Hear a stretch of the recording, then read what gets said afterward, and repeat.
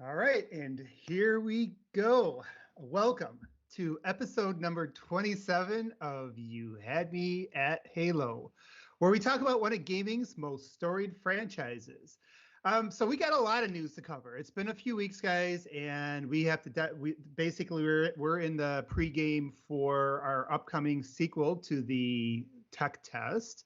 And so we're going to spend a lot of time talking about that. But we also have a lot of house cleaning items to get to since it has been a few weeks. We're going to discuss the changes to the radar from the first tech test, some of our opinions on that. We still have to discuss that controversial progression system in the battle pass. And then we will also talk about some of the changes that are coming to MCC going forward, as that looks like it's going through a transition. But before we dive into all that, let's go ahead and get introduced to the team today. So I'm going to go ahead and start with Mr. Spartan Mike, aka Mr. Kage Maru. How's it going? Hey friends, how you guys doing? Great. We got to work on that. Me? No, I'm just kidding. Oh. Hello there. Yeah, I will say, Mike, you do seem a little bit more awake this week, so that's good. Next up, we got Spartan Jesse, aka Mr. Don Cabeza. How's it going? Oh yeah, super. Yeah, same here. Everybody start putting your time off now. Next up, Spartan Ursel, aka Mr. Soul Blazer. How's it going, Ursel? You're going pretty well. If I'm squinting a little bit, it's because there's this bright as heck light right in my face. So just keep that in mind. Is that from the trophy that you won with your modes from community night? We'll talk about that. And finally, we got Spartan Daniel, aka Mr. Nadian. How's it going, Daniel? Pretty good, guys. Good to be here. Ready to talk about Ursul's wiping the floor in his only he knows the rules modes. Oh man, yes, I can't wait to get into that. But finally, as your host today. I'm Abe Spartan, aka Spartan One Bad Mother. So if in case you're not catching what we're talking about, we talked about getting into some of our community nights. We just had one last week, and it's something that we want to continue to do with the community. So if you are interested, join us on the XboxEra forums, and we do have a dedicated Halo thread, and let us know that you want to be part of that going forward. We'll definitely put out another announcement. We got one coming up again, right, guys? Yep. Yep, it's coming up, week, isn't it? Yeah.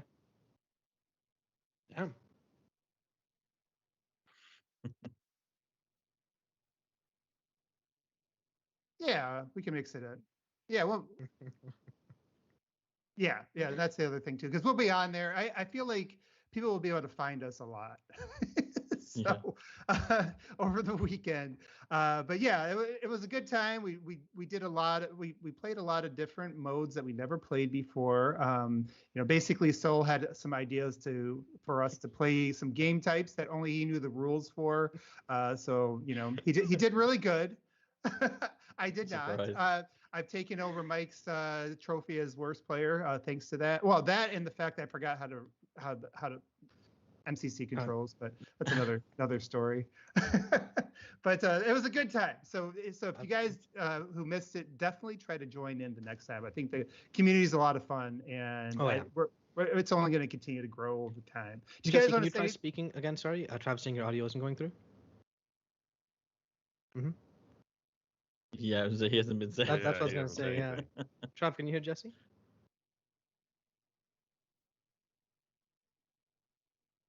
Uh-oh.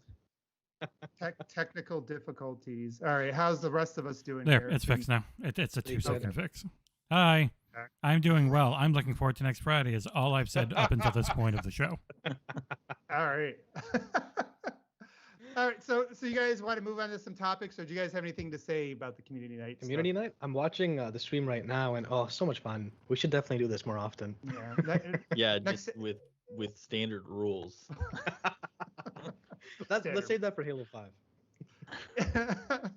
Yeah, so we'll get into that debate later. So guys, I guess we'll start with some of the smaller topics to kind of rush through that. We know the big one is going to be Big Team Battle, and we want to spend some time really delving into kind of some of our expectations, some of the things that we've learned, what we think, all that on that. But before we get into that, let's start with the MCC update. I know some people within the community still play that. Some of us are more Halo 5. That's where I've been, for most of the last few years. But I just kind of read the blog post that came out recently. So from 343, it says, as we think about the future, we've had a lot of conversations around how to best support MCC once Halo Infinite's free-to-play multiplayer is up and running, and we've agreed on 2 key points. 1, we have more MCC work to do, and support will continue. But 2, as a studio, it's not ideal to run and continue shipping seasonal updates for 2 different multiplayer titles concurrently, which to me makes a lot of sense. So while they'll have more updates in the future, they're just going to be smaller and delivered not at a predictable cadence anymore. It's kind of the gist of it. So did you guys have any thoughts on that? Like, I think Mike, I know you're somebody that spends more time with MCC than I do. So what are your thoughts on it? Okay. Like I've never been in the season, so it doesn't affect me. The important thing for me is they're still updating it and still supporting it in that way. Because they really don't need to at this point. I mean, they're not. I mean, especially, and I think we'll get into it with the other information in this blog post. It seems like they've come along, kind of hit where I would be satisfied with. But good on them, and yay for us that they're going to continue supporting it. Yeah, they're that's even the doing important thing. Smaller updates. Like if you go through the page at the bottom, stuff like Halo 4 Reclaimer lighting adjustments, or improved stat tracking, or lighting and cinematic. And that's the stuff that I'm talking about. Like, as good as the versions in MCC are, they're not perfect. Yeah. There's still issues that weren't there on the original, like OG Xbox, a 360 version, and the fact that that is the stuff that I'm happy that they're focusing on now. So Daniel, I know you've been engaged with that a lot too. So kind of, what's your thoughts on it? I mean, is it something that you've been following or been engaged with for regularly for the last few years, or is this something for you that's more recent? I mean, I've got about 500 hours on Halo, which is on MCC specifically. I mean, which for me is huge. I mean, I'm a little bit of an ADHD gamer, and that I tend to, even a game that I absolutely love, a lot of times I don't finish because I get distracted and jump to something else. So 500 hours for me is a lot. I mean, MCC is one of those games that's like it's like a comfort food, right? I mean, when I'm kind of like indecisive on what to play, or it's just like you just need a game to mentally unplug, that's one of my safe games to go to. So on one hand, I don't think you can argue that MCC hasn't seen some of the most support over, it's 7-8 years, whatever it's been out now for. 14, Yeah. So I mean, it's definitely one of the most supported titles. So there always had to be an endpoint for kind of those big things. But the fact that we're still getting smaller updates, but also like they talk about opening up modding tools for the community, and something we tweeted out, but we didn't really get to talk about, was something that was discussed heavily in this with one of the dev interviews, is Halo ODST's firefight getting flood and having an entire flood mode. Like there are just still so many little things that they're going to be able to do that don't require a full team like they've got right now, putting out these seasons. And I'm fine with seasons ending. I mean, 8 seasons I think is more than I ever expected that we would get on a title this old. And you can, if they've taken these learnings and they're going to apply it to Infinite, then I'd say it's a win-win situation, right? I mean, we're still going to get game updates for MCC. You're still going to get little tinkering elements for the games themselves. You're going to get new mods, potentially from the community as well, and additional modes like those, flood firefight. So and MCC has no battle pass. I mean, has no monetization, right? Right. None at all. Yeah. Yep. Oh wait, all of these season passes were free? Yeah, it was never a season pass. They just put up man. seasons. You could jump between them and use your You unlock still can. tokens wherever you want. See, I always assume that a season comes with a season pass. Like that's how little I pay attention to it. So, and that's really what's cool. kind of cool about this too. Is like that's something that I think gets glossed over a lot. Is that everything that we've gotten for this game, aside from like having to purchase ODST if you missed that initial free buy-in and having to purchase Reach, like everything else has been free for this game. And having all this new content that never made it, all these new levels for Halo 3, for example, that were never released on the original release, having that kind of injected into MCC being free has been, for me, just like one of the classic win-win situations for gamers. Just the way the whole thing worked with every season was always free. You could always go back to them. It was a challenge-based progression, but it was challenge-based, and challenges gave you an unlock token. And that is one thing they're changing moving forward that I'm sure we'll talk about in a bit. So like it gave you a really good idea of they want to be super fair, even if it's not exactly what people want. At every step, it was always, you just have a bunch of different things. You can play any mode, anything you do can level you up and just get you all this extra cosmetic stuff that they're creating for free. And when Halo Infinite got delayed and they just added more and more seasons on, it really gave me the confidence that they understand what they would have to do to make a good battle pass. Like, because most of them aren't good. And the very basic nature that they're not good is you only get 3 months and you have to play nonstop. And if you miss any time and you miss a season, that stuff's gone forever unless you wait on a rotation of the in-game store to bring it back to you for money. Like this type of system where you buy it. FOMO. Yeah, you buy it. It's always there. You can play whatever mode you want and unlock whatever you want, and you're good. Like that type of system. Yeah, I love it. Which really, I know you've talked about, and that's interesting because Jesse bringing that in, because I think it's going to be a good transition to our next topic, which will come up in a minute. But you've been engaged with that, and I know you were more excited. I've never been a Battle Pass guy. I know Mike's expressed the same thing, but you've expressed the fact that due to the way they've handled that, that gave you a lot of confidence in going forward with Halo Infinite, which is kind of ironic because that's from the multiplayer standpoint, it's been one of the things that's received the most controversy. And I think, there's some good points to the controversy, so we'll get into that. But, the one thing I will say as MCC is kind of slowing down and as they move into Infinite is I think one of the things that gets overlooked is where that game is. Not that any game should ever launch the way that game launched, but the way... The way, I mean, honestly, is probably when I think about my personal gaming history, that probably is one of the more disappointing.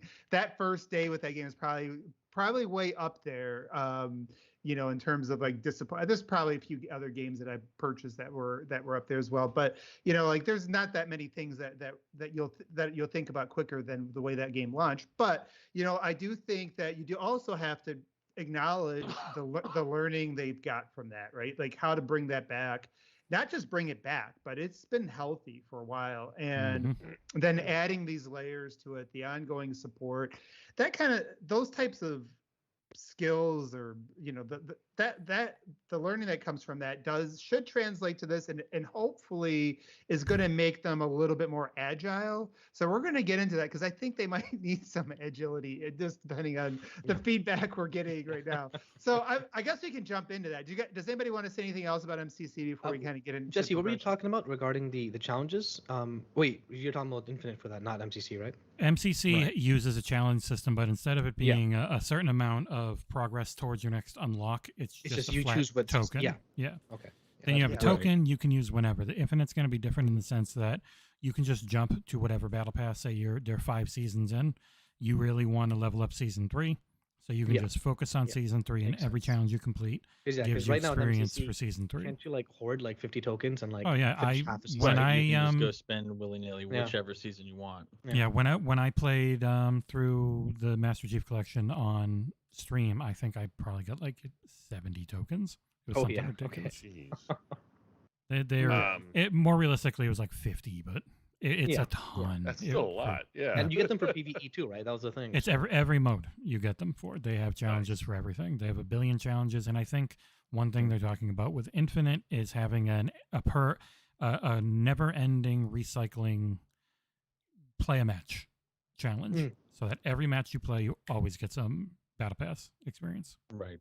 Yeah, and they kind of reiterated something similar to that. So I guess let's jump over to that. Yeah. So that we got some information about the progression system, and kind of to summarize what that is that progression through the battle pass will happen in challenges. It does not happen through experience. And that's where a lot of the controversy comes. And I think there's a few different things. There's probably a few different subtopics in there, because for some people it's worrying about how that progression, how quickly it's going to progress. And I think to Jesse, to what you've been saying, and the developers have alluded to this as well, is they're probably going to set those bars to achieve that stuff to be relative. Basically, they've already said if you continue to play the game, John came out and said if you play games, even when you're not winning matches or whatever, you still will get some sort of progression, even if you don't hit some certain challenges. So. But I think there's another side to it as well, which we're going to kind of get into, which I think is some of the concerns for balancing and things like that. But I'm going to turn it back over to you again, Jesse, just because you've had the most experience with it. So, from what you read with what the developers have said, and knowing that there isn't regular XP, kind of what's your expectations on this? And if you want to start diving into some of those complaints, feel free to do that. I mean, if it's set up at all like MCC is, you're going to be so constantly showered in easy challenges that I think any reasonable person who plays, even if you just play mostly going through the campaign over and over again, you will get deep into it. And I think, correct me if I'm wrong, the first season's free. I don't remember. I'm pretty sure the first season's free. Yeah. So it's like you mean the first pass? Yeah, the first battle pass is free. It should still have a paid tier though, right? Or no, they say there's no paid tier. The first season. Yep. Oh, yeah. That's so I really do see this one as their experiment. So even if they start this way, if people really don't like it, if they get through it too fast, because that's another thing. You like to have the carrot that lasts, but getting that balance on I want to keep having something to get versus I got through it all too fast and now it's not as much fun, because even though I really like playing the game, we're so conditioned nowadays to I need to get something for playing instead of just having fun. Yeah, the carrot on the string. Yeah. Mm-hmm.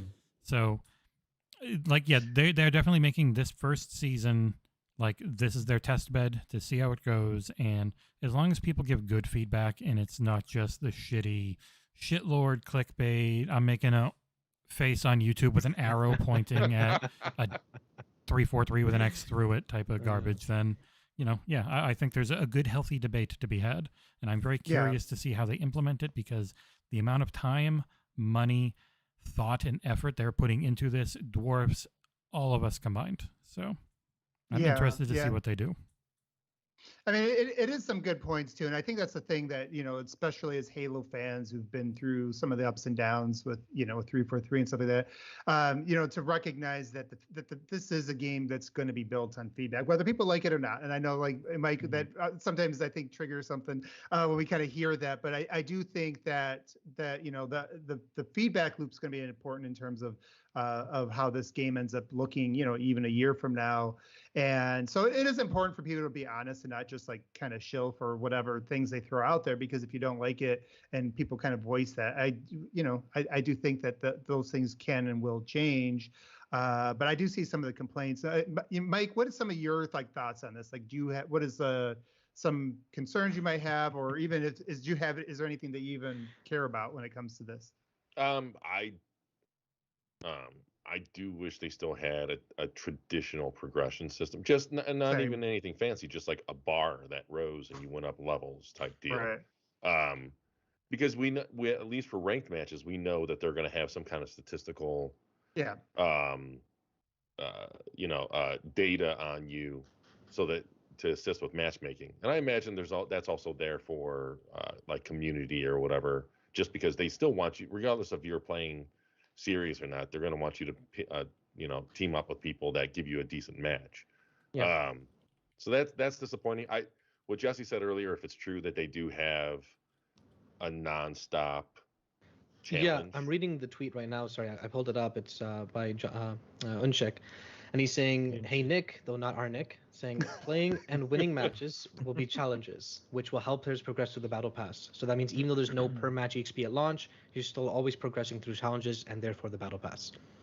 Okay, well then see that is a comforting, I guess, compromise. Yeah. I guess. Yeah. It essentially ends up being almost the same thing. It's just because the way their battle pass system works is it's like you just have a ton of pips of experience, and then the challenges fill those up.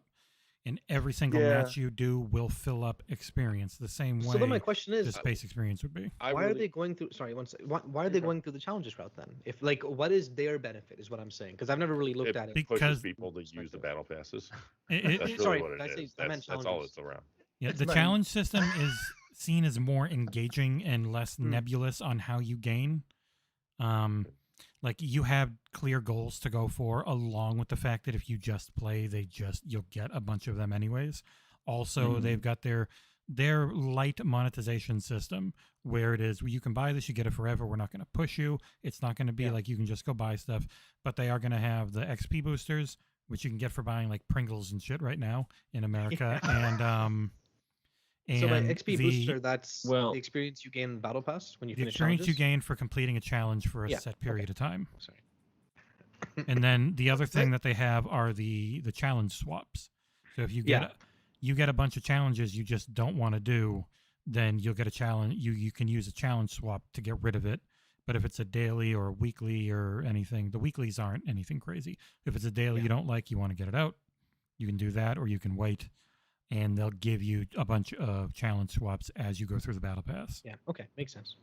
Right, and challenges are also a way, especially for campaign, they're also a way to encourage mechanical things that they'd like you to investigate or try. Like, there was some way back in kind of like how they used to use achievements. Land on X thing with your ghost. Like there have been challenges like that in the past. So, it's not just win 3 matches or whatever. There's also the get 10 assists, things that encourage grenade kills, that kind of stuff. Yeah, encourage using your whole arsenal, but also teamwork. So I don't know. I guess we'll just have to wait and see how generous they are. If they're like MCC, I mean, again, like Jesse said, I mean, as somebody who's gotten probably half of all the content in MCC from the seasons, I mean, if it's like that at all, I think people are potentially creating, the people who are freaking out about it are creating a molehill out of. Yeah, thank you. Let me try to create a mountain, because I do understand the freakouts, because when you guys are talking, I don't really, we said this before, I don't give a shit about that kind of progression, but I do care about how the game plays, right? Like, and how that might affect the game. And so one of the things that came to my mind, and so you guys can push back on this because maybe I don't understand it, because I haven't played Halo with this element, right? Where you got maybe everybody trying to run for a needler, or everybody just trying to sticky somebody, right? Like so. I guess that, and I've seen some of those complaints, and I'm like, that's really logical. But again, sometimes you're building it up because when you get it in practice, it could be diverse enough, or maybe there's enough things where that doesn't, that where not everybody's chasing the same stuff. But I guess the things I worry about is like, okay, is everybody going to run for the sniper rifle at the same time? Is it like, how are they going to not make it affect the balance of the game from season pass to season pass? It never really affected MCC, and there were tons of like get 10 close range kills for this weekly challenge and things like that, and it's not like you saw people just stop shooting when you were running at them until you got close. So I mean, I feel like they could also like, are they does MCC have battle challenges where it's specific weapons, like get 10 rocket launcher kills? Oh yeah, tons of them. Okay, because when I was going through the challenges myself, I noticed a lot of them were like getting 10 precision shots or headshots or stuff like that, which, isn't necessarily single weapon usage. And I mean, I'm sure they have a way to make it so that like the challenges are spread out enough that not everyone has like to get the sniper kills at the same time. I'm hoping. Yeah. Like the difference. The key difference there, though, is that like you're paying money for battle passes now, so they are going to be given a higher priority than what we got out of MCC. And and the kind of like touch back about what we were saying earlier. The key difference for me, I'm assuming some other people that are less thrilled about just this strict direction. With something like Halo 3, your rank went up and down, which I liked. Based on, but there was no progression. You never earned anything from your. I don't give a shit about the carrot on the string. Like, I'm not saying take away the battle pass. Like, keep that there for people that want to have that carrot on the string.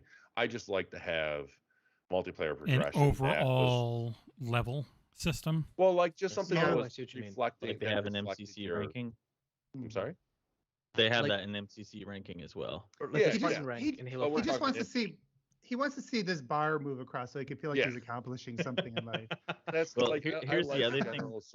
General summary of my performance or what have you, and like because like in Halo 3, I almost made level 50. Like I was level 49, I got close to level 50, and then I started going down. Like that whole thing to me was exciting. And like those are inherently two different things, though. Oh, I know, but I think when people talk about a traditional progression system in a and at least that's why I always read it, is like something. Yeah, they're thinking more like Destiny, where you get experience for literally anything in that game. Those are two separate things. And, and what I was going to say, like Halo. But what I was going to say to finish my thought originally was, keep in mind they said at launch, and that's the thing. Like, no, this isn't towards you, Mike, or anybody here. I'm talking about like for people online who like to see something and then freak out, immediately. It's listen to what the people are telling us, and they said at launch, and as we all know here, after seeing MCC, after seeing Microsoft for the past 10 years, like that is a company that is going to be more adaptive, for better or worse, than most companies out there. So for sure. Yeah, we'll get into the worse with the radar, I'm sure. But, But, when little babies cry about the radar and not being able to tell them where everyone is all the time, they immediately kowtow and give in. Yeah, so that's one of the times you're going to bend on that. Okay, wait. Before we get to radar, let's stick with battle passes for a little bit. I mean, but Mike, wouldn't the regular ranked progression kind of solve that feeling that you wanted, like climbing up from diamond to gold? No. Oh, is that in Infinite? Yeah, 100%. It was in 5. Oh, okay. So, you're always going to have rankings. And that is the other side of that, right? Two different things. Then never mind. Thanks for free. Yeah, I'm happy. Halo Infinite is a game of compromise. They are trying to do their very best. The way I would sell it. Don't do that. It's the truth. They don't have a choice. There are too many whiny babies out there. So they'll do a bunch of cool shit, and then they'll just give you a little sprinkling of things on the side to get people to shut up a little bit, and we'll focus on the cool shit. One thing. Sorry, go ahead. No, I was gonna real quick, kind of on that point though, Mike. I guess the flip side of all this is that if you are playing ranked stuff and people are out there, chasing needlers, it's like, okay, well, just hopefully they don't have the battle rifle, challenges, so I can just keep picking that thing up over and over again. So I guess there's a positive side if you only care about your rank and you don't care about that stuff. But yeah, go ahead. So I'm sorry. Go ahead. Didn't Halo 5 have some kind of trackings even outside of rank? Because you and I played. They had Spartan rank throughout the whole game. And you got a number that after a certain point it barely moved. Like you basically getting from 1 to 150 was shorter than getting from 150 to 152, which was the max. I think it was some ridiculous. Yeah, I'm on like 129. It was ridiculous. At all.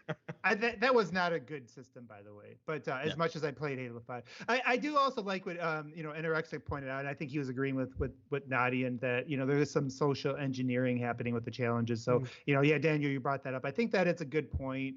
So it might get people to start experimenting, and we know that the sandbox is going to have new stuff in it. I had to say sandbox because it pisses Jesse off, but it's going to have new overuse stuff in pisses me off. And Anorexic is a developer, so it counts higher.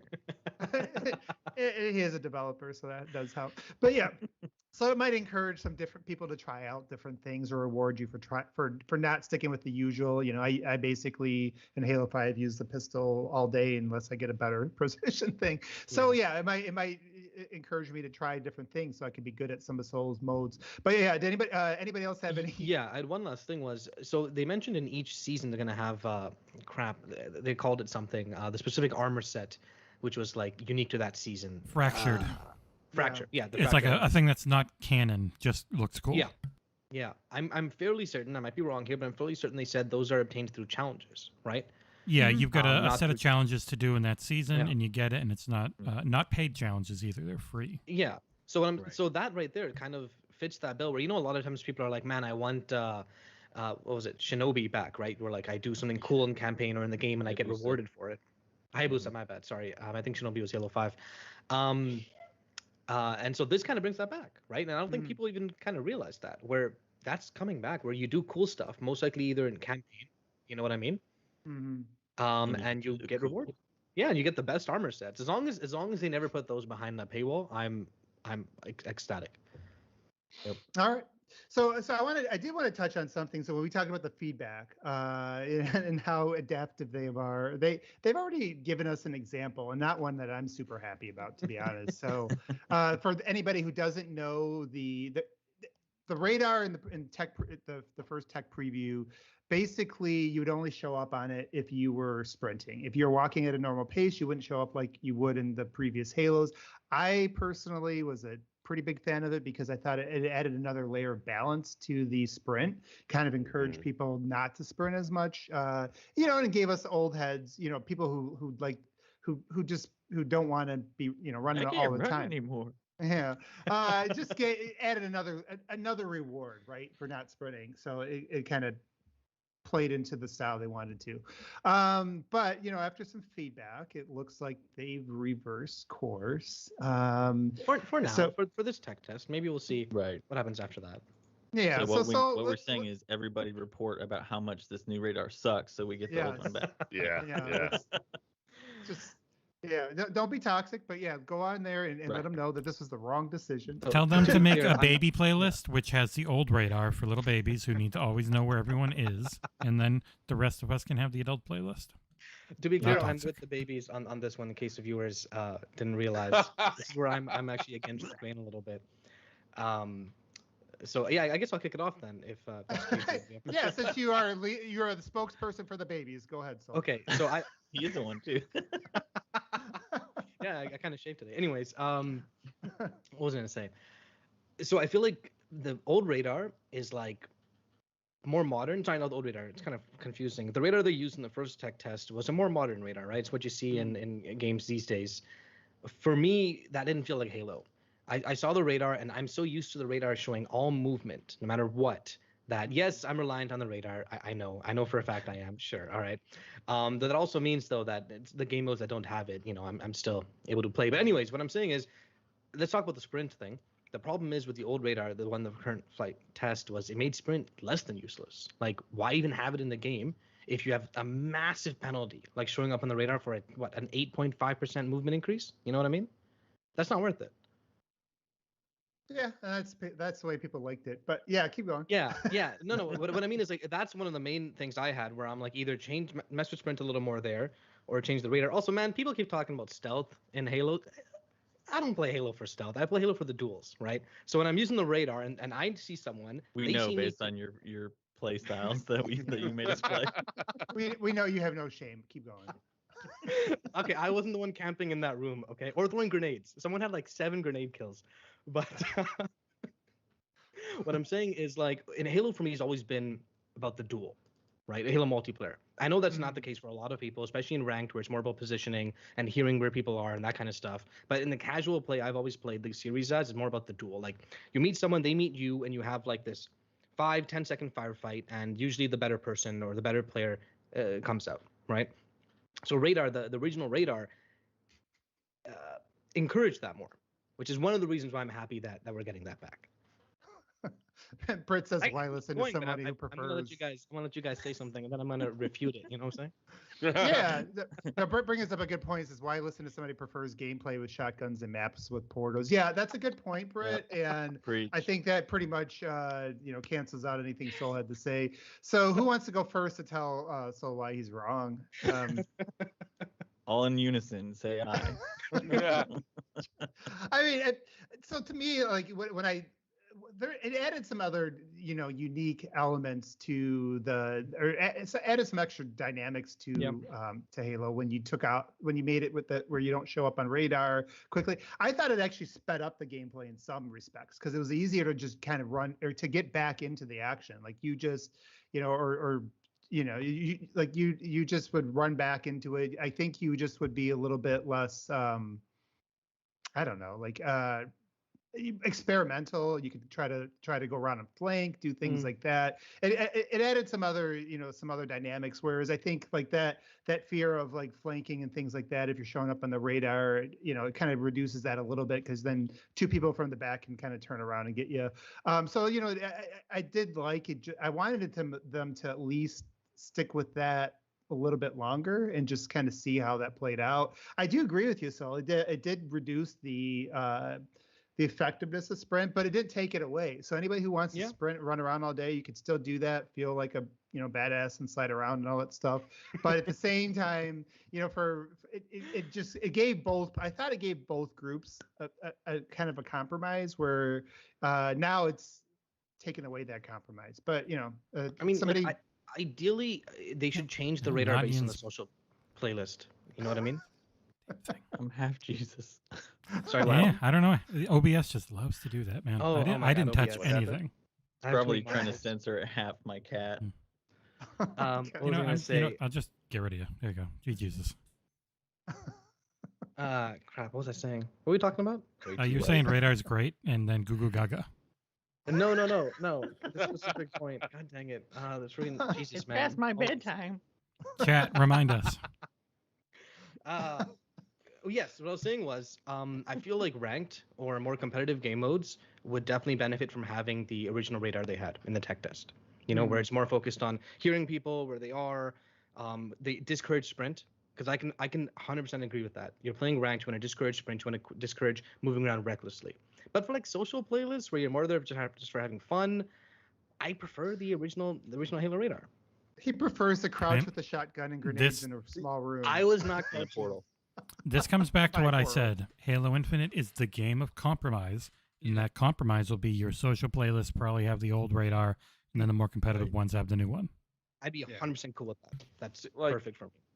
I agree with what Abe was saying earlier about, and I think with him saying that it increased the pace or helped the pace of because that's exactly what it did.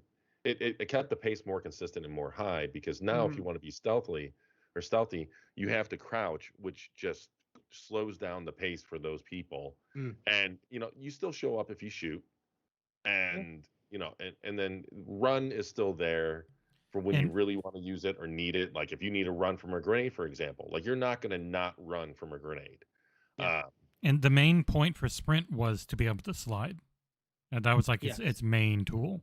You can't slide unless you're running. Fix the little slide jump, by the way. Have you guys seen the videos about that? Yeah, you go like a mile if you're going down a ramp. Yeah. They might. So, yeah, I very much like the way they had originally because like it was a good balance. Like, and it's kind of ironic. Like, even though I consider myself one of those like old school Halo fans, I'm not like crazy about it. Like I'm all right about change as long as it makes it for like a better game.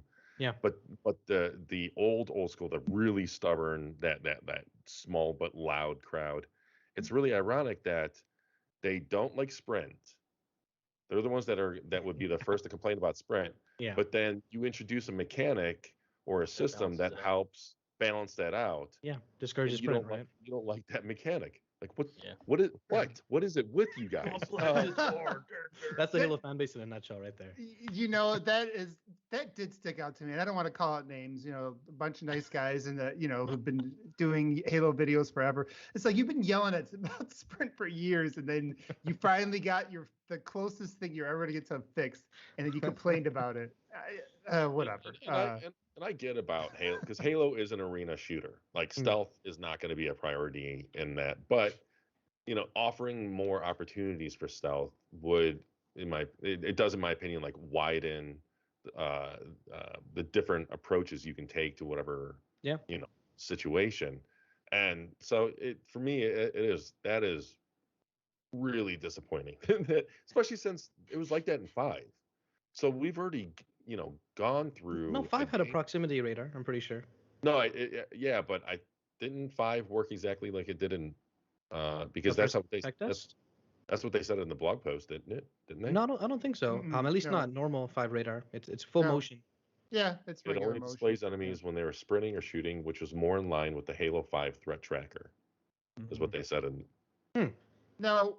That's the way I took that. Yeah, that's. I was like, wait, did I imagine that all those 2,000 hours? No, I'm pretty sure everything showed up. Okay, then I'm wrong. Well, 343 was wrong. But one thing I wanted to say too was I see what you guys are coming, because Halo's not COD, right? The reason why I hate this radar is primarily because I really hate COD in terms of playing it, not the series, whatever. Because you see someone and you get instantly killed, right? So the radar feels so useless in COD, or I got to get like a 3-kill streak before I can use the UAV, that kind of stuff. That's why I have an inherent dislike for this. But Halo's not COD. Even if someone shoots me and I don't see them, I have the opportunity to turn around and, the duel's still there. So maybe I'm ambivalent. You know what I'm saying? And the audio in the tech test was awesome. Like there are so many times where you have Atmos. Oh yeah. Well, that's the crazy thing. Like it didn't even have Atmos in the flight, and still there were so many times that I heard someone before I saw them on the radar or I saw them on the screen, and with that only getting better, that to me that lessens the need for an always on radar type situation. And agreed. Yeah, I think most of us who know how to play Halo agree. So I'm just kidding. Jeez, I'm joking. I like portals, guys. I'm joking. No, I think it's good. It's good points both ways, honestly, right? And obviously there was a mix in the community, so they're wrong, but whatever. I mean, who knows? They might revert it again, but for launch, let's see how this tech test does. Or have different modes, right? Yeah. So like that'd be interesting, and then maybe that ends up becoming part of a certain competitive playlist. Who knows? They should just have a classic playlist that has no sprint, as classic radar. Just make a singular classic playlist for the people that want to play classic Halo, like Mythic Halo 5, right? Like oldies Halo. And then I'll play Baby's Halo then. Well, it's funny though. I do think that would work, Mike. Like this, it wouldn't work in Halo 5 because everything in the maps were stretched out to kind of compensate for the gap and all the movements. I think because there isn't the boost and because there isn't as much of a gap in that sprint walk, they could have 2 separate playlists pretty easily. I think the maps probably will accommodate both pretty well. So maybe that will happen. I guess we've kind of covered all the points in that, right? Does anybody have any last words before we move over to the big topic, a big team battle? Yeah, Jesse, you didn't say much on this subject. I mean, he just called you names. That's all. Yeah, I was mainly just making fun of you with OBS on the stream. Oh, I didn't even notice. Yeah, it's I mean, it is exactly what you guys were saying. It's just going to come down to the way it ends up being with them on all of these things is they'll test. We'll probably end up getting a compromise. Like they'll probably end up having exactly what we always think because they've been really good about listening to people on stuff. Sometimes too good if you, in your opinion, it'll feel like, oh, they're too good at listening if it's not something you want. But like they always listen. They can seemingly change these things in a second on the fly. So I think it's going to be weird to not feel locked in at all. Yes. Like they are going to be a massive studio of 400 or 500 devs or like 3, some ridiculous amount working on this live service game for a very long time. So I'm not worried about how it is at launch near that as much as I would have been in the past. Yeah. I feel pretty confident they'll fix most, if not all, issues that they get. See, and that's the thing with you saying confident. Like that was one of the more disappointing things about the Switch is like have confidence in your design and your decisions. And I'm not saying be stubborn about it, but how quickly I guess they flipped on that just showed a little bit of lack of confidence, I think, on their end because I was actually surprised that was that much of a controversy. The vast majority of people on I Twitter wonder that if I people saw within the devs, within them, were arguing it for a lot, and this was kind of like a tipping point. Yeah. You never know. Mm-hmm. No, Yeah. that's very true. I was just like, most people I saw were positive about it. They liked it. For once, most people oh, weren't sorry. dumb. This upcoming test, is it only big team battle or is it also a bit of arena? We don't know. More. They said more. They said big team battle and Yeah. more. Okay. Okay. Yeah. Yep. So I'm sure let's they'll have let's- rocket race or some shit. Hey, according to Jay, he wants both Mike and OBM to play again. Speaking of, I will definitely organize another. We'll organize another MCC night soonish. That was a lot of fun. I definitely want to do it again. Yeah, definitely. With All right, standardized so playlists. let's jump into that now. So I think we covered the radar pretty substantially. We'll just go around in circles on that. But so let's talk about the big team battle, the tech preview, the sequel to the summer's tech preview, and that's going to be launching as a reminder next Friday, right, the 24th. So again, for those of you that haven't, that's when you want to put in your PTO at work and get ready for the weekend of Halo. I don't know about you guys, but even just playing bots, I mean, I thought that was as much fun as any game, I that was missed it a launching lot this year. when it was gone. Mm-hmm. So this time we're going to get more, right? We're going to get PvP. We're going to get to play against other human players, and we're going to get to experience one of the bigger maps. Hopefully, I'm assuming there'd be vehicles, things like that. But so some of the factors that we do know for sure about big team battle mode, it is going to be 12v12, and just to put that in perspective, that does match the player counts you had in Warzone from Halo 5. Oh yeah. So yeah, so kind of think about that, like from a just like how many players that is. So that's I think it's gonna make more of a difference 24. than, yeah. Yeah, for those of you that if you're busting out your calculator, oh my lord. But anyways, so yeah, the maps are going to have to be bigger to accommodate it. I feel like it's going to create some other dynamics. But I guess we're going to go around. So rather than me just kind of talking about everything that I think I'm interested in hearing, let's just kind of go around and first, here if there's certain aspects that are most. What are some of the things you had the biggest questions on, or are the most curious about going into this, or the most excited? So, Mike, let's start with you on this one. The new big team battle is the big thing for me, and especially with things like the multiplayer trailer at E3 made it seem like there was like a drop. What do they call it? Like an armory drop or something? It's the way they're giving. They talked about it. It's not like it's just respawns like the way it used to be, but they're giving them a visual flourish instead of it just being they appear out of nowhere. It's not like a call in or anything. Okay, Yeah, right. And that's what I figured. And that was one of the things I was curious about. And plus, see how the radar changes the dynamic, and stuff like that. But yeah, just how the vehicles work. Like the physics system that they detailed in one of the older blog posts. I'm really curious to see how that changed. It's just the very what was it, like an hour, and that was it that they had PvP open. Yeah. Even that quick hour, it was really buggy. I had some good clips on there, but still, like it was really fun playing against other. No matter how good the bots were, it was easily noticeable the difference with humans, and so. Playing those maps, I'm curious to see if they do the similar thing where there's one map Friday and then they add another map. Because I have you guys seen the rumor about the map count? Yeah. About it being 24 maps. The data mined information.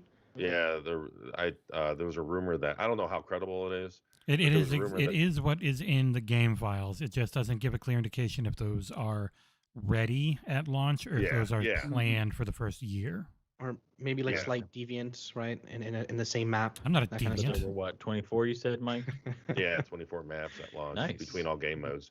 Even if it's even if it's half that or less than that, still. So I'm hoping that means, my point is, I'm hoping that means that they have enough maps ready to provide more than just one big team battle map. Oh yeah. Yeah. So yeah, they showed two in the trailer, I think. They had the sand one, and then they had the forest one. The blood rush. Oh yeah. That's right. So they got at least two. Yeah. There's two more than Halo 5 Now had. to think about it, really. So Halo 5, the main complaint was the game is too co-op focused. No co-op at launch, so we know the campaign single focused. Halo 5, the main complaint with Big Team Battle was only Forge maps. No Forge at launch, so we know the Big Team Battle maps aren't. I feel like there's a pattern here. I'm just saying. You should work at the PR. Oh shit. It's not a bad point, actually. No, it's not. It is one of the positives. It does give you some. If you were in that camp of people complaining that, hey, this, Halo 5 when it launched, it didn't have big team battle maps, and then when it did come out, they were all Forge maps, and that is still as good as much as I glow about Halo 5's multiplayer. That is still a major negative, for somebody who's been playing it for a long time. So the fact that they are getting back to, it was interesting because I was listening, I was on some other podcasts and there was some complaints about it. It's like, hey, it looks like they're just focusing on the old heads and like where's that super big mode that's going to appeal to all the casuals. And it's like, I really like that they've now gone back to the base first, and they really are trying to nail the base. And then they'll build out from that. And in having it all arena and big team battle at the beginning, to me, is perfect, because from there, if you get that right, you can do all kinds of stuff. Yeah. If you get that, you get those dynamics and balancing right, then this game you can build bigger modes. I'm sure there is going to be some bigger modes and different experiments, over its history. So like it's really exciting to me. I know it sounds boring, but it seems really exciting that they're getting back to basics and then they're trying to like go, grow from there. They're laser focused. Yeah. Yeah. I mean, you have that strong foundation. You can build from there. Yep. Yeah. And so, like, Mike, you mentioned there's Pelican ordnance drops. I do feel like, so Jesse, you said that they're similar, they're just different visually, but wouldn't that affect the game a little bit? I think in a good way, because if you're bringing in like the Pelicans and everybody can see that on the map, doesn't that just automatically drive everybody to go towards where that's they were talking about that, where it becomes like a thing where you look up and you see the dropship or the Pelican coming in to drop off like a Banshee or Warthog or something. Like they want it to be more of a thing, and less just this random, I got to remember a timer in my head, maybe I notice it type thing. Right. Yeah, and it removes away, like, for people who don't sit there and look at the maps online and memorize exactly where those power drops are, it removes that element. So it's really more about strategy and timing and awareness, more so than camping at a spot to get a thing. Yeah. So the visual aspect of it not only helps the immersion or, just the flair of the game, but it will actually add some gameplay enhancements, especially for people that aren't memorizing everything, that don't have the counter, that aren't looking at the timers every time. And, and obviously when you're competitive, you start to do that stuff. But for people who just want to play it casually, I do think that's going to be a gameplay enhancements. What are some other things you guys noticed or kind of think are going to make this big team battle feel more, I don't know, evolved, I guess, from what we've had in the past? Did you say the combat? I'm sorry. Go ahead, Sol. I call it Halo 1. I talk like crazy in the Radar one. What about you, Donnie and Jesse? I mean, yeah, you go, man. Go ahead, Jesse. No. I want you to I because I don't ever want to upset Jesus. All right, this part of the segment starting to suck. Hurry up. Daniel, go. I mean, yeah, I'm just excited that BTB is there at launch. That having it 12v12 does change the dynamic, because you do have to change the map size, like we talked about earlier. And so I think having that laser focus from the get-go and having these maps built around strategies rather than just Blood Gulch again or a Forge map made by a community member. We're gonna get those tailored maps again that are play tested for thousands of hours. We're gonna get those maps that actually have a visual splendor that those Forge maps simply don't. So I think it's great from that aspect. I mean, I think it's nice that and we're going to get to play test it ourselves. So it's also not just like we're playing it at launch. So I think it's just going to be a net positive. I mean, I'm excited to see what 12v12 does towards the BTB dynamic, because obviously being 8v8, it's different. It's you like you said earlier with Abe with firefight. Sorry, Jesse's sidetracking us here. It adds a little bit more frenetic element to it, especially if you've got those choke points like you do in some of the smaller maps in Arena. So it's just going to be really sweet to see. I mean, I do hope that we get to see during the playtest some of those physics dynamics on the vehicles, because I do want to see how much that actually does have an effect on your drivability, on your weapon mounts and things like that. I don't know. Go ahead. Yeah, I was off that point. As people are dying for campaign gameplay or campaign trailers, this big team battle is going to show a fair bit. It's going to show the vehicles, it's going to show the driving physics. You stole one of my points, Dan. Oh, I thought you already went. No, I was saving that. No, go ahead. That's a good point. It's a really good point. But no, you can expand on that. That's all I wanted to say. No, no, it is a factor, because when you look at previous campaigns versus like a big team battle mode or even multiplayer, I mean, obviously you can get a feel for the gameplay, things like that. But this is going to be different in that there's probably going to be, especially in this mode where you have the wider environments and some more verticality, open areas and more vehicles and things like that. It's probably going to resemble the sandbox and campaign a lot more. And my cat is being a pain in the ass. Sorry. He's just cutting up here and trying to swat things off my desk. So yeah, I do think there's going to be a lot more correlations you can make, a lot more you can take from this and actually apply to what we think that experience is going to be. And it's actually been one of the points I've been kind of making in regards to some of the things that we do know about the campaign. Obviously, there's a lot we don't, and I know there's a lot of questions. It's for a different show, but this is, I think it's going to be interesting trying to take all that in and start to see, what could some of these bigger scale battles start to look like when you're, in the single player as well. But yeah, I won't spend too much time on that, because like I said, campaign's probably more for a different show, but it is going to relate to that, just seeing how you use the grapple hook in wide environments gets you a feel, right, for how that might translate to the sandbox when we get to the campaign. But Jesse, I haven't gotten to you for a little bit. What do you want to say? I love Halo. Okay, great. As far as all this goes, yeah. By the other news. No, pretty much when it comes to Halo and Big Team Battle, that was always the main mode that I would play. So I'm hoping there's more variety in the equipment we get. Yeah. I'm hoping we get to see some of the other stuff. We get to see sprint or thrusters. The repulsor, I'd really like to get to play with those, see how they interact with vehicles and stuff too, as far as the newer ones go. So I hope, grapple shot, I hope they're all in there and it's not just different ones. See if it's going to be more than the Wasp, Banshee, and Warthog and Wraith and Tank. Like, are they going to have new vehicles we haven't seen before that were things that were in Halo Wars 2? Because do you think equipment might change depending on the map, like in Big Team Battle, like more shots of the? I think it would rotate. Hook, yeah, I think because they were. No, I meant like the equipment itself. Like, you think the grappling hook will have more uses, that kind of stuff? Oh, I think so. I think they're going to show off the grappling hook, and I mean, it's just speculation. I don't know anything, but it makes sense that you would in something like this. That's going to really show up, especially with vehicles in the map, right? That's one thing we didn't get to do in the last tech test, is try to grapple Jack or whatever they call it, and that was in their E3 trailer. They definitely got to put that in there. And the repulsor with him knocking the charged shot back and all that.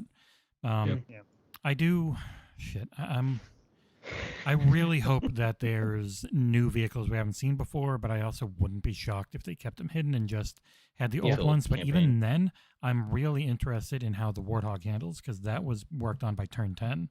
Yeah. And they even showed it off in the campaign footage. They showed off the Warthog doing the sick drift that looked awesome, that I was like, I need to do that immediately. So finally getting to feel how the Suspension, all Warthog that feels. jazz. Yeah, Mort's favorite thing, driving a Warthog in Halo. He absolutely loves it. I'm really Hey. curious to see how it handles. That's the main.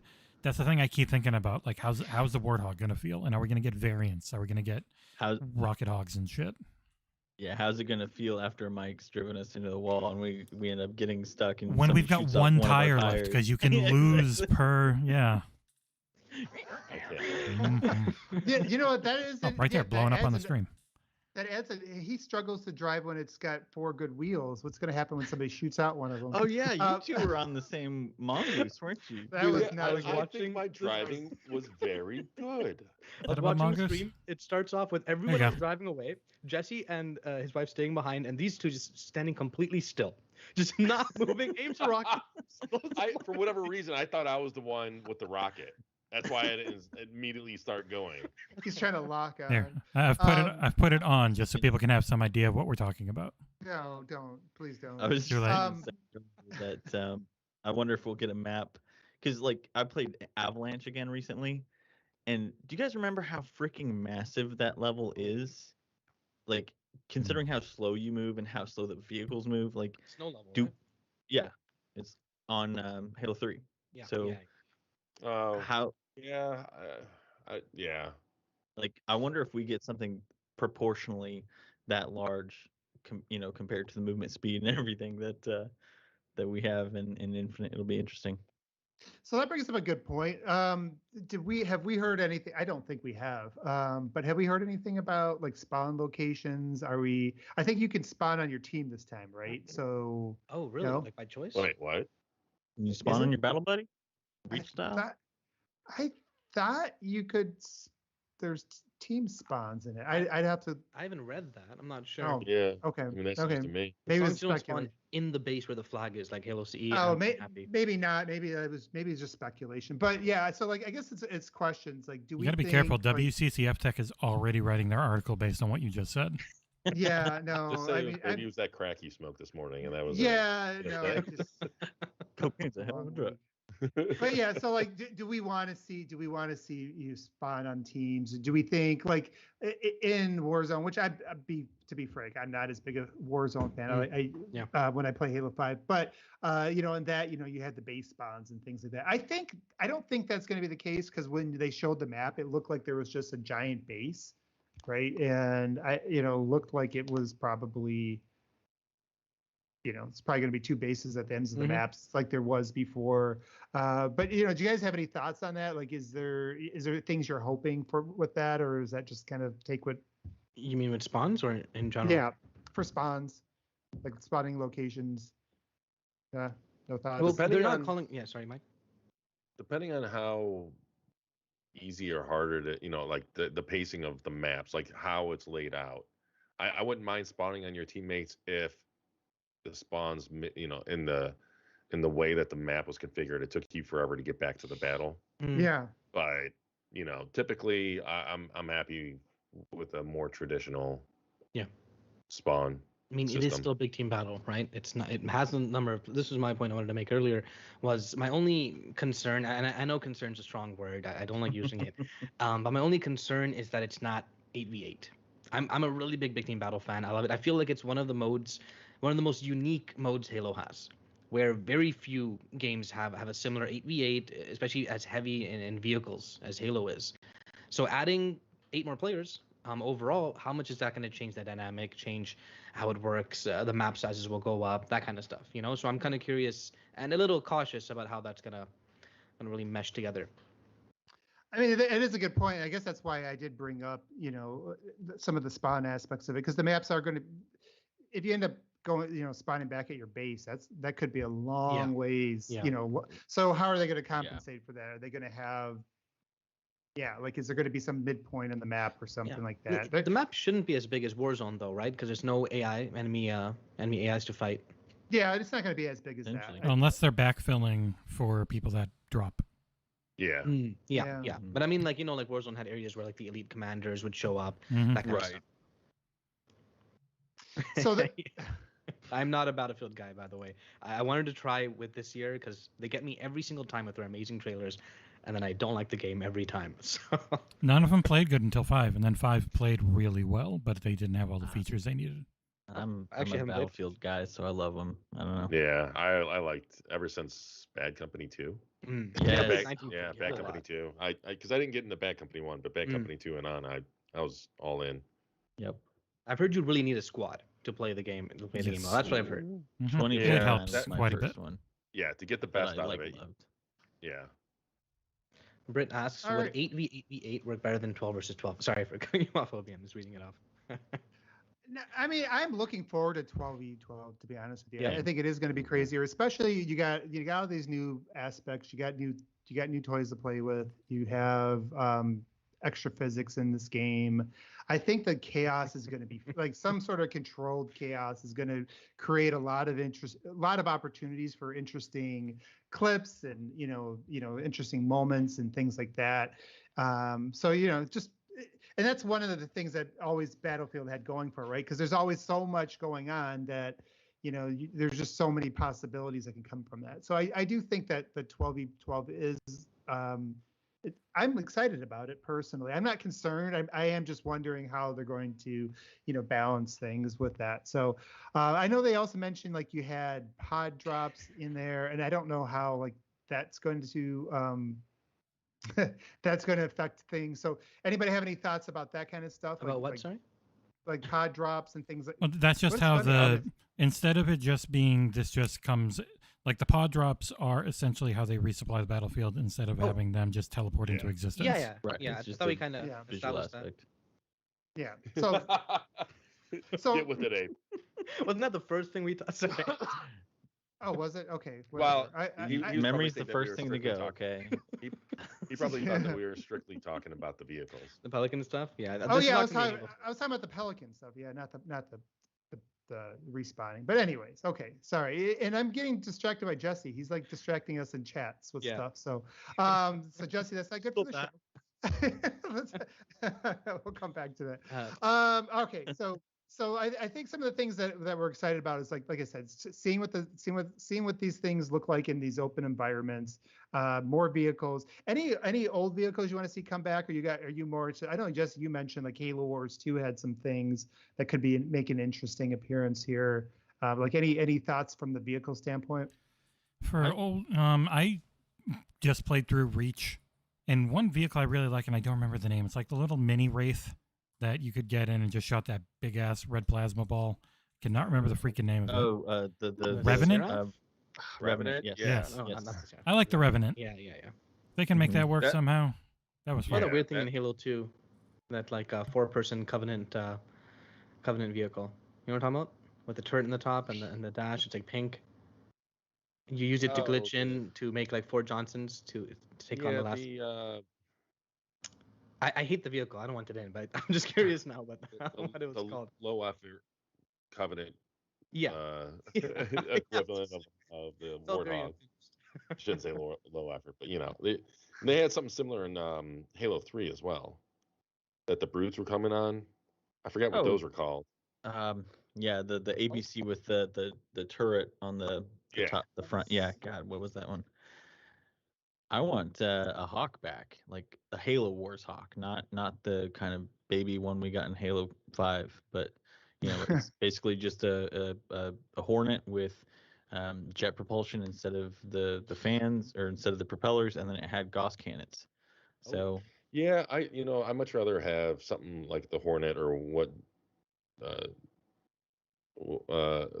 like instead of what we're getting, because what we're getting, like, it's kind of like seems like it's more similar to a Banshee, right? Like a singular air vehicle, but a human one.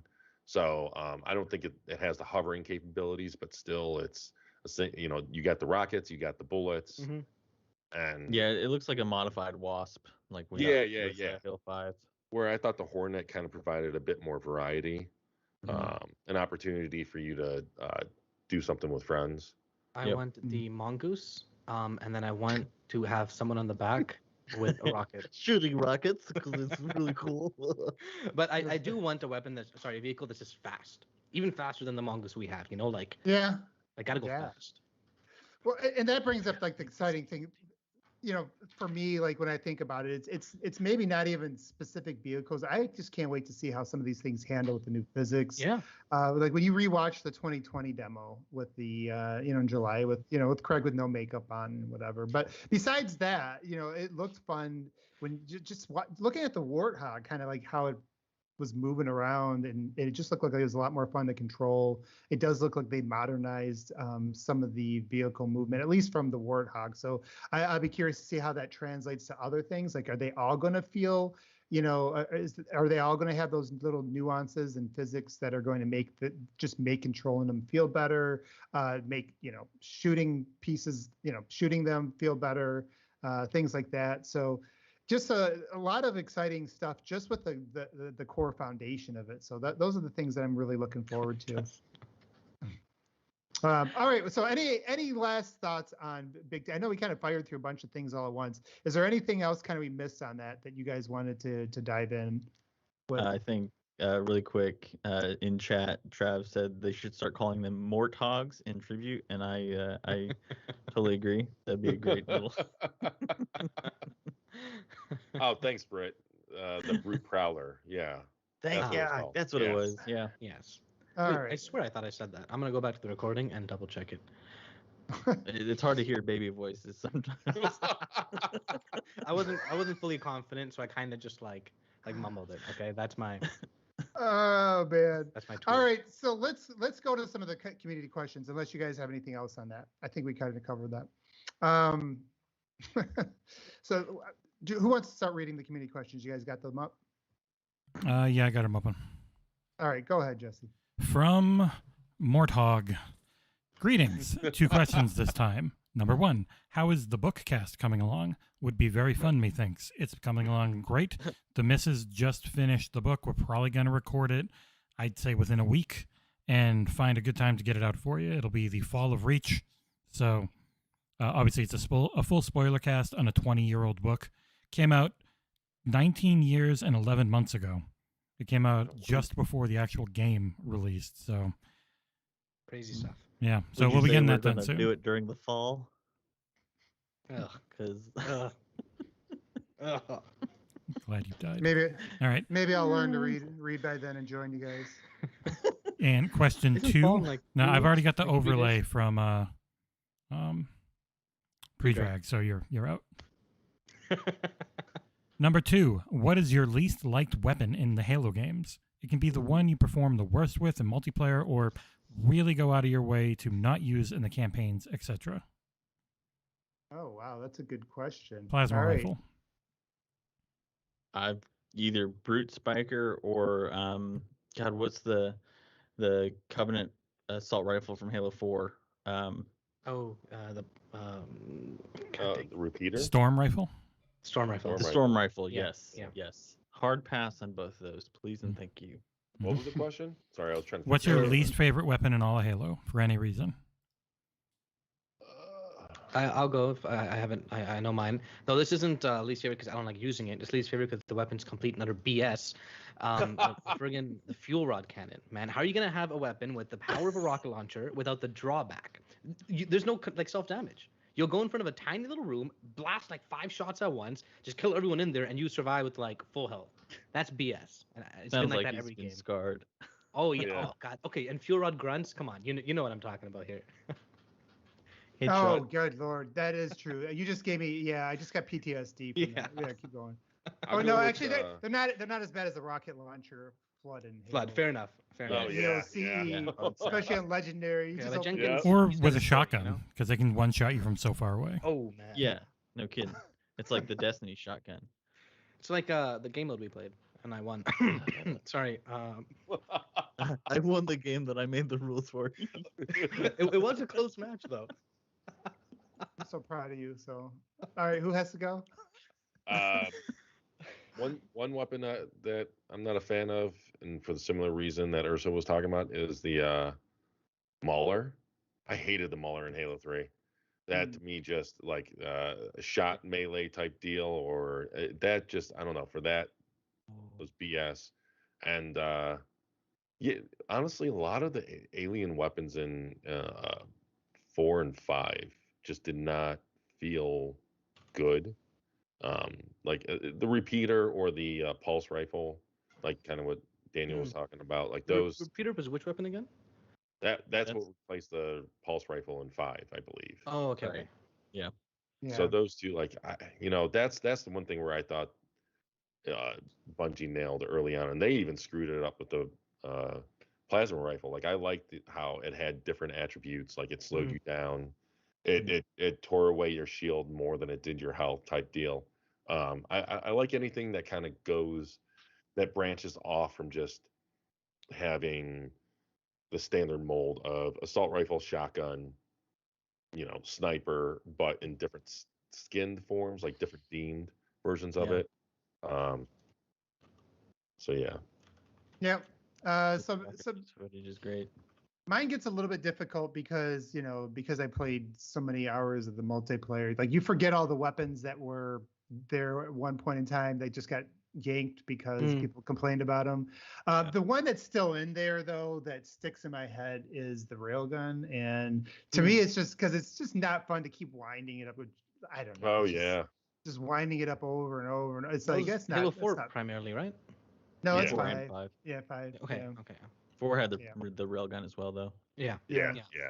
So I would be happy if that does not make it into any of the multiplayer this time. But that's just me. I know some people love it. They all run to it and they're great with it. I'm not great with it either, so that does also help my hatred. I mean, it's similar to like the laser, but without the balance too. Like with the laser, you can potentially see the laser. The Spartan laser? Well, Yeah, it's like- slightly more balanced because the laser has a wider trajectory, so you can hit more things. Obviously, you see it, but with the railgun, it is very precise. If you don't hit the mass, it doesn't do, and the splash damage is just garbage. So I see your point, but yeah, it's definitely a little bit more balanced than something like a rocket launcher or something like that. Yeah, that's true. Yeah. We talked about our least favorite weapons. Why not just flip it and talk about our favorite weapons too, and the same question. The needle rifle from Halo Reach, because you killed everything in 3 hits. Yep.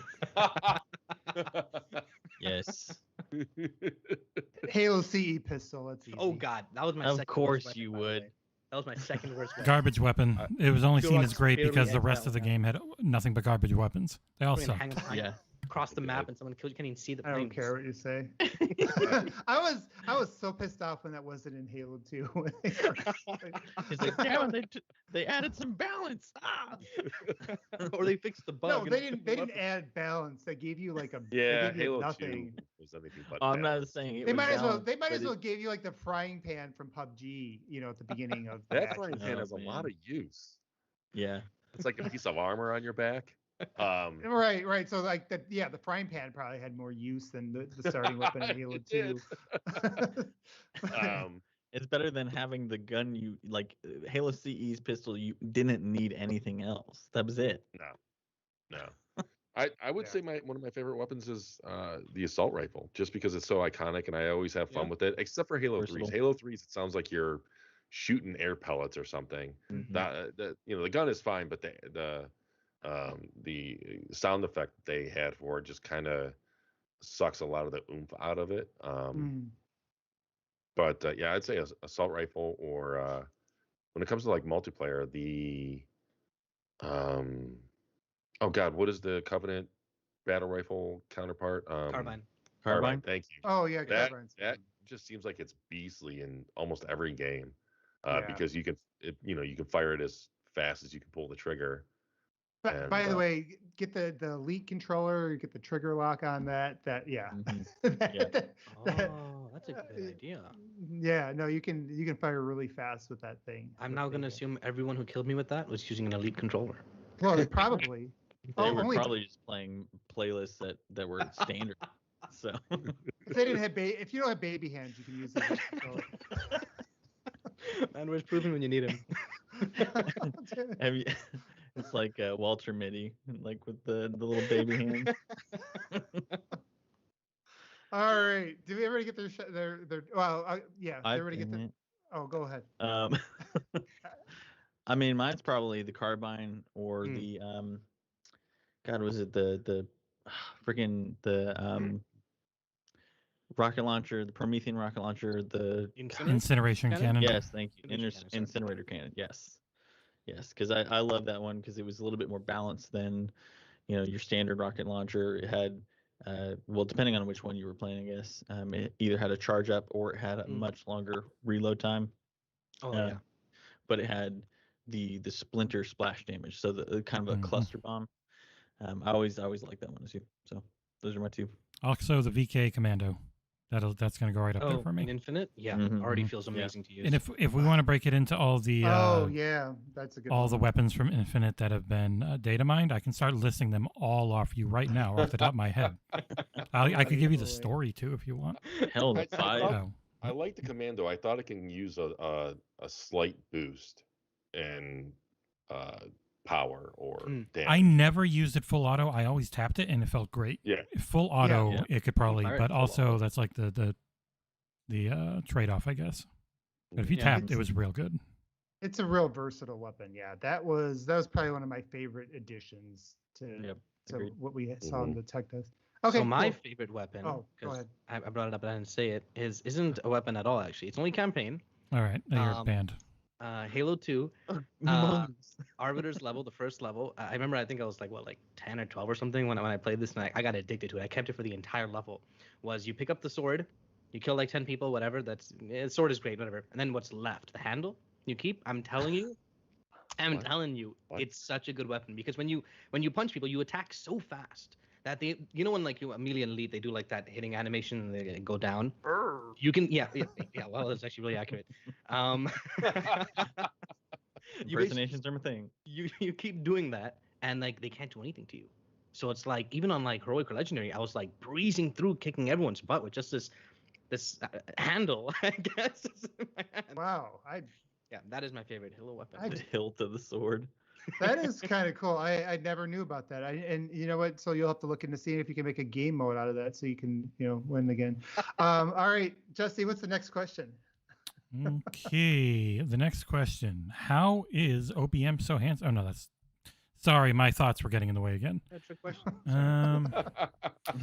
From good old Colin. Oh, actually, the very first one was from my friggin' brother, and I completely missed it because it was so old. The other one, it was from 2 days ago. Greetings, you rocket launcher carrying mongoose biker gang. If you could choose one classic map to be in the upcoming flight at the end of the month, which would it be? I have no idea because I barely ever played Halo multiplayer. Classic. On to you. Anything from 5 through 1, I'd imagine. I think right now, would you say upcoming flight? I would say no classics. I want to see all new stuff. So you're saying if you could choose one to like have through the magic of like an extra, I guess. It's just an extra on top of everything. I mean, might as well see how Blood Gulch is going to go again. I don't know. I like Blood Gulch. I'm not a absolutely. No, everybody likes Blood Gulch, but it is probably the I mean, it's in every single game, so why not? Let's just get it out of the way. If no one else is going next, I'll keep mine simple. Prisoner from Halo CE. I'm a big fan of the map. I'd love to see it return in any other game. I don't think it's ever been remade other than just CE for Anniversary. So I'd love to see a map really heavily inspired by it in another game. Also, I play with rockets, but either way. I wouldn't mind seeing like Battle Creek, or what was that one from Halo 2 that I really liked? Turf, was it? The streets one? The J.K. Rowling map. I'm sorry. Oh, God. It's sad that it took me a second to... The one that had like the alleys and stuff. Yeah, that's true. Yeah. So that one I would love to see come back. All those maps I think would be too small though, don't you think? That's the other thing. Like an infinite iteration of it is how I took the question. We're not just talking about Big Team Battle here, right? Or was it only Big Team Battle? Oh wait, was it only Big Team Battle? I mean, it's an open-ended anything question. Okay. Do whatever you want. All right, cool. All right. It's only video games, Abe. Daniel didn't give his. Oh, Daniel, what's yours? Skip like. Sorry. Just jump in. Damn, Abe. I don't know if you guys remember Adrift from Halo 4, but I really like that one, just the setting. But if they could expand it out to be more of that station, that would probably be cool. but I googled it and I got a bunch of 'cause- cars. I don't. well, there was like the Adrift. the Mantis. Yes. I know Yeah. what you're talking about. Yeah. Yeah. I mean, Oh, they yeah, were. this is a good they were- map. Yeah, most of the ones you guys, I would have picked. Otherwise, you guys already took. So, had to think on my feet. Yeah, Halo 4. I forgot almost everything. We'll take care of that. So This was I All played right. Infection on here a couple times, and it's pretty good. It was a great map. Yeah. all right, Jesse. Next question. What do we have? Good old Collingwood, you said. Yes, good old Collingwood says, hello. If you could, Ah. what game genre would you port Halo over to? For me Oh, personally, I have always thought that the Xbox team should team up with Koei Tecmo. It was misspelled, sorry. Koei Tecmo to make a Halo Warriors game. For me, the personalities and factions in the Halo world would be great for that kind of game, which is called a MOSU, and they suck. So I really wouldn't want that genre.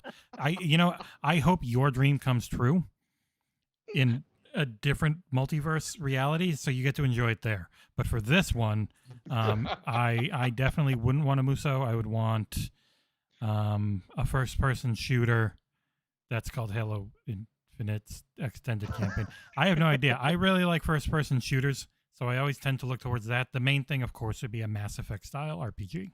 That would be the dream. That was all of our answers. I feel like. Yeah. Because it's space. You know. I got another one, a different one. All right, Yeah, go ahead, Daniel. Third person ODST squad, like flood horror. God damn it. That's okay. Sorry, Mike. Like that would just be so cool because you don't have the inherent protections that you do as a Spartan. It's I don't know. It just ODST has always been one of my favorite campaigns, and utilizing the lore of that crew and Dutch. Hey. No, not necessarily that crew per se, but ODSTs as in general. Yeah, you mean like the tight feeling and stuff you had with the team. Yeah, exactly. Yeah. And plus, oh, go on. Go for it, Mike. You go. You move. Sorry. Yeah, I mean, it just seems to lean, it just seems perfect for that genre. Yeah. Especially since like the flood can be sometimes divisive, whereas if you have something that's themed or focused on it, you can really play to. Because I mean, and especially like the books, some of the more animated type shows or videos, like the flood is sometimes portrayed in a really terrifying form. Exactly. And I think Dead Space. Yeah. Well, what was that comic book animated short? It ended with the Mona Lisa. Was that? Was I the think ship that that might have was been it. yeah. It was the And ship then that it ended with the elite and the ODST or whatever, the Marine fighting, and that's how they end. Sorry, spoiler. I think so. It's been a while. But that whole thing like was that was like Dead Space Halo edition. Yeah. And I'd totally be down. I'm a huge horror fan, so sign me up. So I actually thought of something. It's a slightly different than what you said at the beginning with the RPG, because you mentioned Mass Effect. I actually think what would be the most interesting, because you keep it first person, like a Bethesda kind of style game, except with Halo combat in it, and make it a big sandboxy world with that you could do different things. You could be good or bad and all that. Yeah, that would be like the a ultimate. Sangheili. I mean, like if you remember the what was it, the Halo Legends with the Sangheili before they became part of the Covenant, and it was very samurai-esque, like like something honor. I don't and know, stuff. Exactly. That seems very perfect for that kind of thing. Called? The Halo Legends short, right? The episode had that. Yeah. That was a great episode. Yeah. It feels like Halo is going to be due for some sort of RPG-ish thing somewhere down the road. If it's not in a separate game, like I could almost see a spin-off coming off of Infinite where, you just have something with some RPG elements in it. Not Destiny. I think they don't need to go that kind of grindy kind of thing. But it just feels like there's some opportunity there to do that or do something Metroidvania-ish. I could see like a DLC going. That Metroidvania is another kind of route you can go if you think about Metroid Prime, but taking that with more of a Halo combat approach. That could be interesting. That'd be interesting. Yeah, could put Master Chief into a tiny ball. He loses all of his abilities. You have to like get your shield back. I gotta get my AI now. If it was a spin-off and not part of the main, then I'd be down for anything. And since Daniel took my idea, I guess I have to say Battle Royale. Just well, that's gonna happen. I know. Let the eye rolls. Someday that'll happen anyways. But it can really, really work and have its own Halo spin. 343. My DMs are open, and so I guess I'll go with that. Okay. I will keep my answer short. First, I'll say, how the heck would a Muso Halo game work? Like is Chief mowing you down? You just have a gravity hammer that giant does massive waves of energy. I was thinking you play as a hunter, you know what I mean, and mow through humans. Anyways, my answer Tartarus's gavel from 5. Right. My answer is, and it's gonna be very unpopular, and it's never ever gonna happen. But Halo, sorry. Okay, that'd be amazing, actually. Okay, I'm not gonna change it, but I could if I would. I would if I could. SWTOR, but Halo instead. Set in the old times of the Forerunner time instead. A full-on MMORPG. SWTOR, Star Wars: The Old Republic. Okay. A full-on old MMORPG. You start as a Forerunner. They already have. It's literally already set up like a game, to be honest. If you read the Forerunner books. Acronym. They have different. They have different classes. Take that, Sony. They have different classes. They literally level up and change classes. Like all the building blocks are there for a really cool MMO set in a time period that doesn't have to affect modern day Halo at all. That'd be cool. They should buy EA. That's actually another good idea. Okay, some good ideas, good pitches. All right, last question. Then we'll figure out what all the news is about later. Yeah. All right, last one was from Halo Gaming 08, aka old Andrew Schmidt. What is your hype level for the game at this point? Which game? Right? The only one that's coming. 11. Fin it up to 11. Mine has never been higher, especially since I get to play it again in the week. Higher than what? I'm sorry, I gotta stop this. Then never mind. Get out. You've ruined everything. So everything. I blame Sweetener. Higher than his baby seat. I'm paying Allure now just for that. All right, Mike. What about you? What's your hype level on this right now? About the same as it was. I mean, there's obviously there's some disappointments and stuff. There is slight concerns, but we're gonna figure it out at launch, I imagine. Abe, I think you and I have had one of those conversations. We had a conversation a few weeks ago where it might have been the last blog post about Infinite, the last Inside Infinite, where they keep on going that launch is just the beginning and stuff like that. I get what they're saying. But I don't think that needs to be repeated just about every blog post, because what people care most about now is launch. They want to know what they're getting at launch. They want to know what the state of the game is going to be at launch. And, repeating launch is only just the beginning so often is slightly seems like it's preemptive damage control. Where it's like, hey, don't worry, what's not going to be there at launch, it's going to be there in a future update. And everyone now should understand and know that it's a service game. And, everyone should, and I think I give them a lot of credit for keeping expectations in check with, letting people know about things like co-op and such. But I'm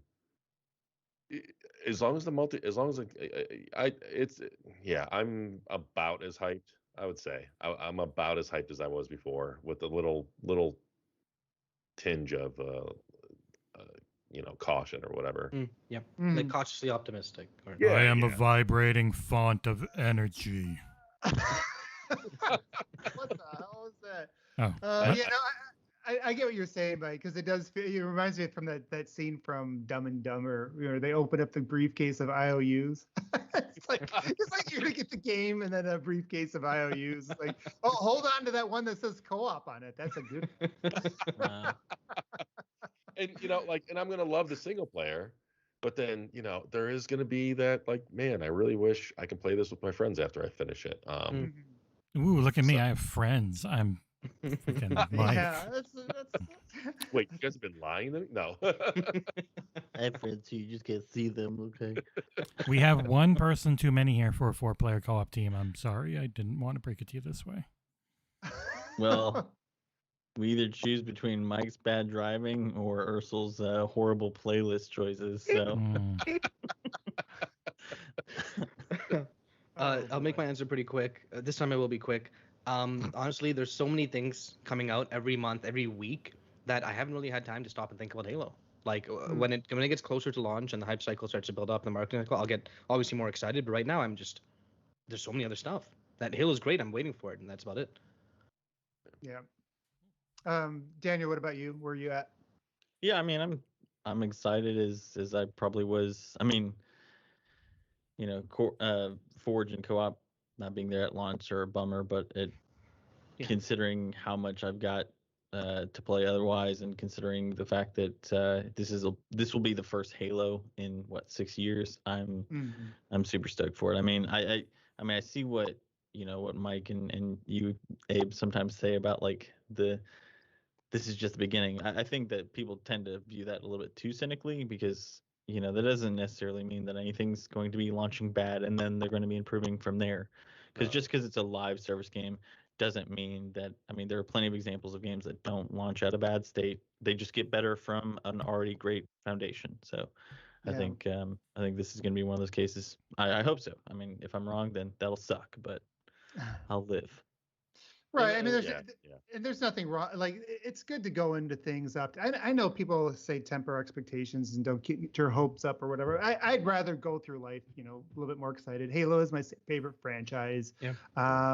2,000 hours in Halo 5. Yeah, in case you didn't hear that before. But the one thing I will say is, and this is a part that I think maybe gets kind of overlooked in some of the negativity, with some of the modes not being there, is that this thing does seem like it's going to play the best of anything that's come out in the franchise. And the foundation really is, in my opinion, I think we have a lot of information to say this will be the best foundation. So like the big picture of it is I'm really optimistic on the big picture. What's going to be there day one? I mean, I'm not really sure, and I guess there always is some trepidation, just because you never know how the community is going to handle things as well, right? So, poorly. So you can't. Yeah, probably. We're gonna bitch anyway. So, but overall, I'm really excited. I still think this is gonna be the best playing Halo campaign and multiplayer both. In terms of like, do they nail everything? I guess we're gonna have to wait and see on some stuff. So I always take a little bit of a tempered, let's get it in front of me before I make any final decision. But yeah, I'm really, really, really high in the scale for being hyped about it. Oh yeah. Yeah. But all right, I think that's it, guys. Right? That was we the made last it. It's been a few weeks, kind of getting our groove and stuff back. Much like Stella. We'll try not to bully the baby on the panel as much next time. I really got to get someone else in here. And try not to forget about Daniel as much next time. It's great topics. Everybody, appreciate the questions, appreciate the chat. You guys are great to be with us. So let's go ahead and sign us off. Let's go do the little outro and remind everybody about the community night as well. Yeah. So there's a community night. But no, if you haven't noticed, in the forums, go to our forums, XboxEra.com, forum.xboxera.com, Google it, whatever. Jesse started up a thread for a Halo Infinite community night. We can queue at 12 people. We do have 13 people signed up, but 13, half the people probably won't show. So if you're interested, sign up. I think it's for next Friday, 7 p.m. Eastern, right? Yep. Yes. As long as it actually works. Yes, that is, of course, the day that it's meant to start. So hopefully by 7 p.m. We're good to go and we can start. Other than that, thank you for watching. If you enjoyed our content, actually, if you really enjoyed our content, we have Patreon. But you might have caught it in the chat, but Jesse posted it. He's streaming every morning at around 10 a.m. Eastern, I believe. Yeah. And he's streaming a variety of games. Today you did what, Dishonored or Prey? Yeah, Yeah. I think I'm gonna go through that. I fell in such a love good with it. It's 60 frames per second. Whoa. It's a perfect game. Yep. Yeah. So we're also on Twitch. We might be on Twitch a little more than we used to before. It's kind of just testing some new things out. YouTube algorithm's kind of whack. And yeah, if you guys have any questions, you can leave it anywhere in the forums, on even the comments to this page. I'll check them out. Tweet them to us, and we'll try and get to them at the next episode, which might be next week, right? Depending on if they drop the stream showcasing the flight test. Do you think we're gonna go next week? I was thinking we'd Because the following week is also the blog post for the end of the month, and it'll be like a blowout because we'll have our impressions of the tech test.